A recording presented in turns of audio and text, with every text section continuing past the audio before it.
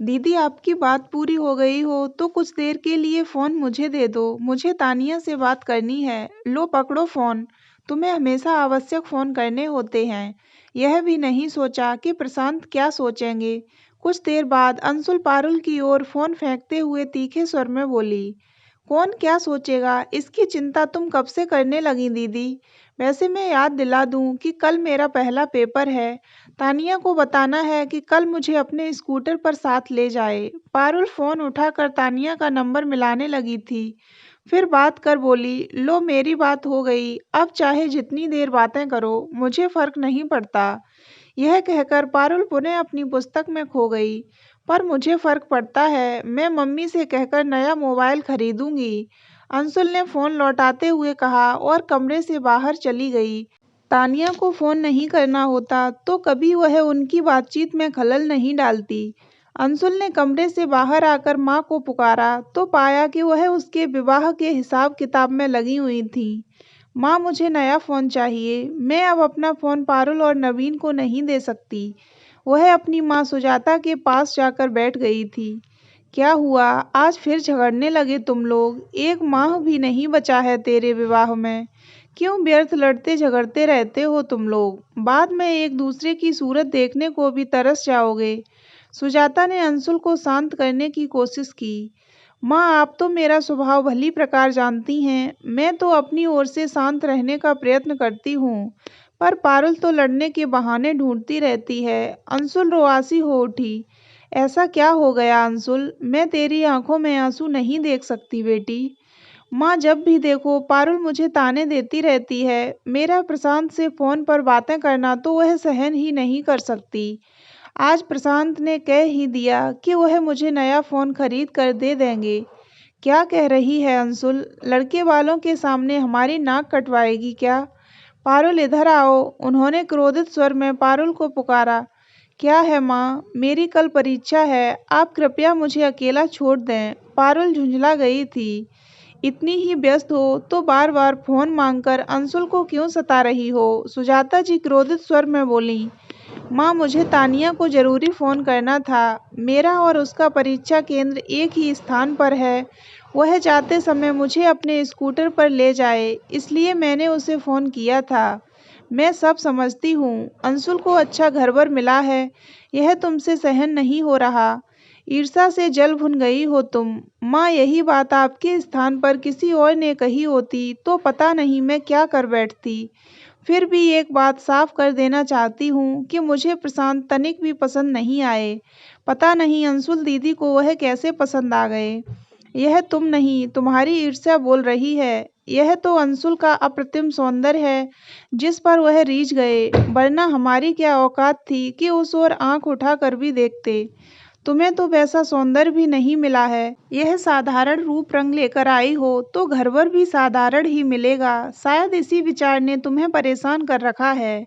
माँ का तर्क सुनकर पारुल चित्रलिखित सी खड़ी रह गई थी कि एक माँ अपनी बेटी से कैसे कह सकी ये सारी बातें। वह उनकी आशा के अनुरूप अनुपम सुंदरी न सही, पर है तो वह उन्हीं का अंश। उसे इस प्रकार आहत करने की बात वह सोच भी कैसे सकी। किसी प्रकार लड़खड़ाती हुई वह अपने कमरे में लौटी। वह अपनी ही बहन से ईर्ष्या करेगी, यह अंशुल और माँ ने सोच भी कैसे लिया। मेज पर सिर टिकाकर कुछ क्षण बैठी रही वह, न चाहते हुए भी आंखों में आंसू आ गए। तभी अपने कंधे पर किसी का स्पर्श पाकर चौंक उठी वह। नवीन भैया कब आए आप? आजकल तो आप प्रतिदिन देर से आते हैं, रहते कहाँ हैं आप? मैं अशोक और राजन एक साथ पढ़ाई करते हैं अशोक के यहाँ। वैसे भी घर में इतना तनाव रहता है कि घर में घुसने के लिए बड़ा साहस जुटाना पड़ता है। नवीन ने एक सांस में ही पारुल के हर प्रश्न का उत्तर दे दिया। भूख लगी होगी, कुछ खाने को लाऊं क्या? नहीं, मैं खुद ले लूंगा। तुम्हारी कल परीक्षा है, पढ़ाई करो। पर पहले मेरी एक बात सुन लो। तुम्हारे पास अद्भुत सौंदर्य न सही, पर जो है वह रेगिस्तान की तपती रेत में भी ठंडी हवा के स्पर्श जैसा आभास दे जाता है। इन सब जली कटी बातों को एक कान से सुनो और दूसरे से निकाल दो और सब कुछ भूलकर परीक्षा की तैयारी में जुट जाओ। पारुल के सिर पर हाथ फेरकर नवीन कमरे से बाहर निकल गया। अगले दिन परीक्षा के बाद पारुल तानिया के साथ लौट रही थी तो अंशुल को असीम के साथ उसकी बाइक पर आते देख हैरान रह गई। असीम के पीछे अंशुल ही बैठी थी ना? तानिया ने पूछ लिया। हाँ, शायद शायद क्या, 100% वही थी। जीवन का आनंद उठाना तो कोई तुम्हारी बहन अंशुल से सीखे। एक से विवाह कर रही है तो दूसरे से प्रेम की पींगें बढ़ा रही है। क्या किस्मत है, भौरे उसके चारों ओर मंडराते ही रहते हैं। तानिया हंसी थी। तानिया, वह मेरी बहन है, उसके बारे में यह अनर्गल प्रलाप मैं सह नहीं सकती। तो फिर समझाती क्यों नहीं अपनी बहन को? कहीं लड़के वालों को भनक लग गई तो पता नहीं क्या कर बैठेंगे। तानिया सपाट स्वर में बोल पारुल को उसके घर पर छोड़कर फुर्र हो गई थी। पारुल घर में घुसी तो विचार मग्न थी। तानिया उसकी घनिष्ठ मित्र है, अतः अंशुल के बारे में अपनी बात उसके मुंह पर कहने का साहस जुटा सकी। पर उसके जैसे न जाने कितने यही बातें पीठ पीछे करते होंगे। चिंता की रेखाएं उसके माथे पर उभर आईं। सुजाता बैठक में बिचौलिया श्रीमती प्रसाद के साथ बातचीत में व्यस्त थीं। यह मेरी छोटी बेटी है पारुल, इसे भी याद रखिएगा। अंशुल के बाद इसका भी विवाह करना है। सुजाता ने श्रीमती प्रसाद से कहा। मैं जानती हूँ। श्रीमती प्रसाद मुस्कुराई थी। पारुल, 2 कप चाय तो बना ला बेटी, सुजाता जी ने आदेश दिया था। हाँ, यह ठीक है। एक बात बताऊं सुजाता? श्रीमती प्रसाद रहस्यमय अंदाज में बोली थी। हाँ, बताइए ना। मैं तो लड़की के हाथ की चाय पीकर ही उसके गुणों को परख लेती हूँ। यदि कोई लड़की चाय भी ठीक से न बना सके तो और कोई कार्य ठीक से करने की क्षमता उसमें क्या ही होगी। सुजाता जी ने उनकी हाँ में हाँ मिलाई। जाने कहाँ से चले आते हैं यह बिचौलिए, स्वयं को बड़ा गुणों का पारखी समझते हैं।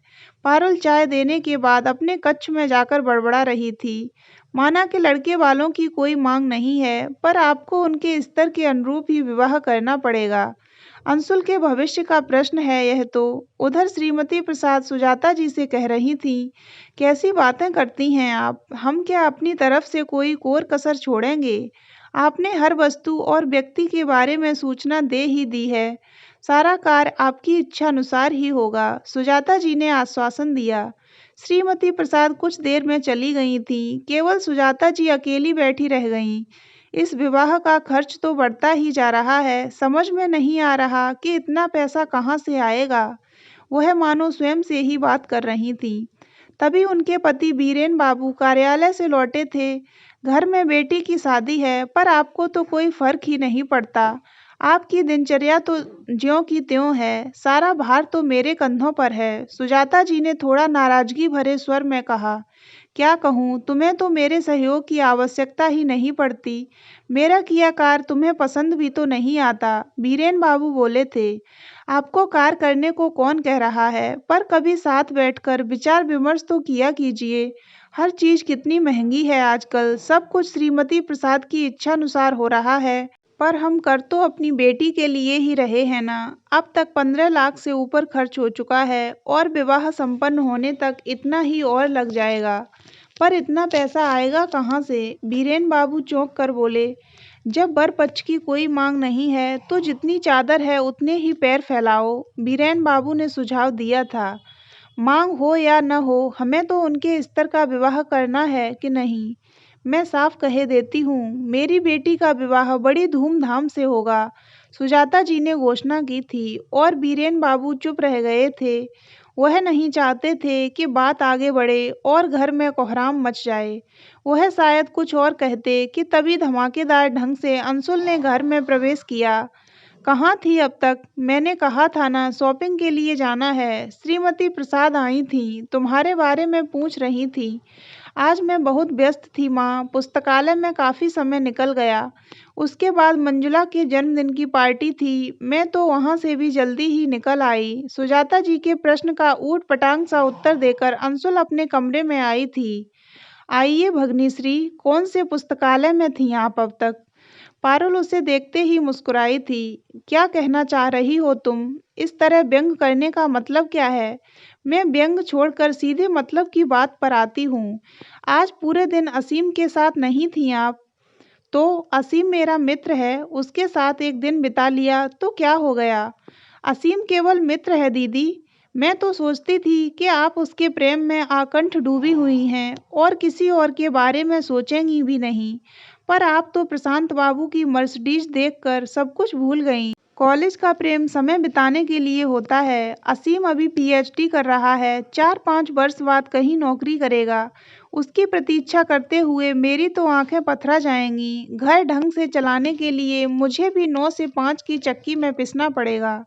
मैं उन भावुक मूर्खों में से नहीं हूँ जो प्रेम के नाम पर अपना जीवन बर्बाद कर देते हैं। आपका हर तर्क सिर माथे पर, लेकिन आपसे इतनी अपेक्षा तो की ही जा सकती है कि आप असीम को सब साफ-साफ बता दें और उसके साथ प्यार की पींगें बढ़ाना बंद कर दें।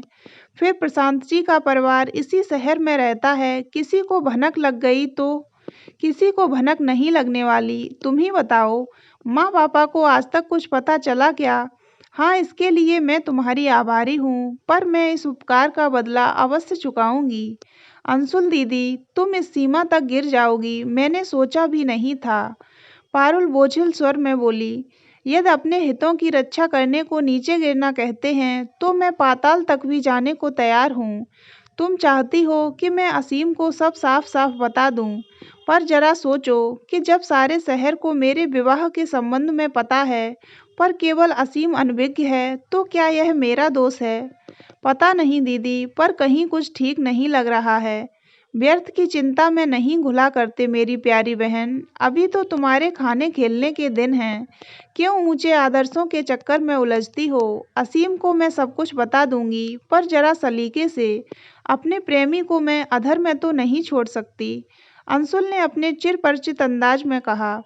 पारुल चुप रह गई थी। वह भली प्रकार जानती थी कि अंशुल से बहस का कोई लाभ नहीं था। उसने अपने अगले प्रश्न पत्र की तैयारी प्रारंभ कर दी। परीक्षा और विवाह की तैयारियों के बीच समय पंख लगाकर उड़ चला था। सुजाता जी ने अपनी लाडली के विवाह में दिल खोलकर पैसा लुटाया था। वीरेन बाबू को न चाहते हुए भी उनका साथ देना पड़ा था। अंशुल की विदाई के बाद कई माह से घर में चल रहा तूफान मानो थम सा गया था। पर एक दिन अचानक ही असीम का संदेश पाकर वह चौंक गई थी। असीम ने उसे कॉफी हाउस में मिलने के लिए बुलाया था। असीम से पारुल को सच्ची सहानुभूति थी, अतः वह नियत समय पर उससे मिलने पहुंची थी।